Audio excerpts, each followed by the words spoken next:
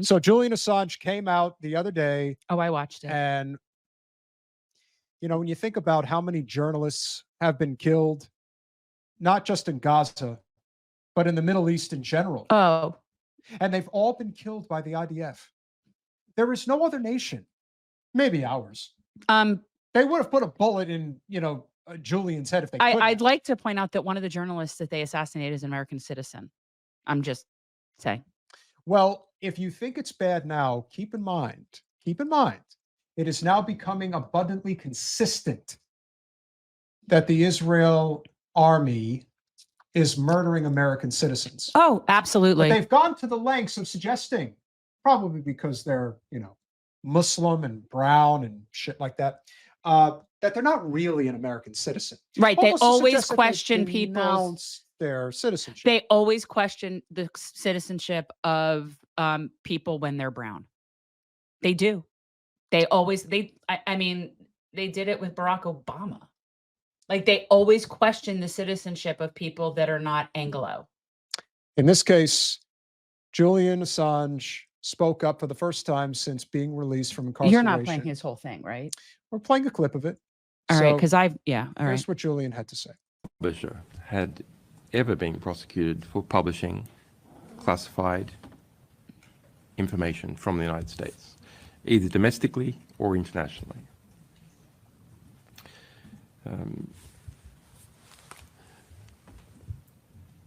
I expected some kind of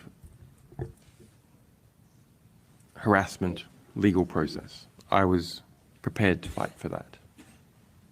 I believe the value of these publications was such that it is okay to have that fight, and that we would prevail because we had understood what was legally possible. My naivete was believing in the law.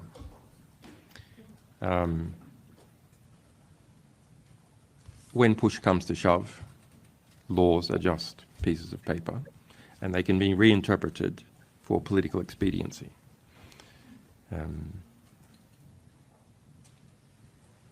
They are the rules made by the ruling class, more broadly, and if those rules don't suit what it wants to do, it reinterprets them, or hopefully changes them, which is clearer. In the case of the United States,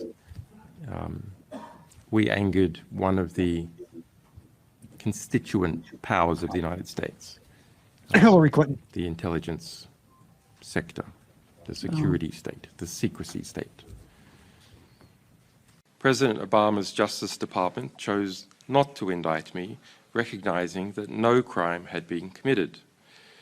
The United States had never before prosecuted a publisher for publishing or obtaining government information. To do so would require a radical and ominous reinterpretation of the US Constitution.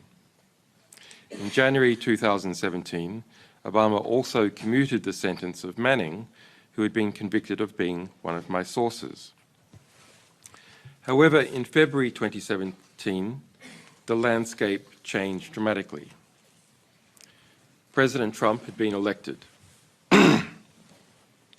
He appointed two wolves in MAGA hats, Mike Pompeo, a Kansas congressman and former arms industry executive, as CIA director, and William Barr, a former CIA officer, as US Attorney General. By March 2017, WikiLeaks had exposed the CIA's infiltration of French political parties, its spying on French and German leaders, its spying on the European Central Bank, European economics ministries, and its standing orders to spy on French industry as a whole. We revealed the CIA's vast production of malware and viruses, its subversion of supply chains, its subversion of antivirus software, cars, smart TVs, and iPhones. CIA Director Pompeo launched a campaign of retribution.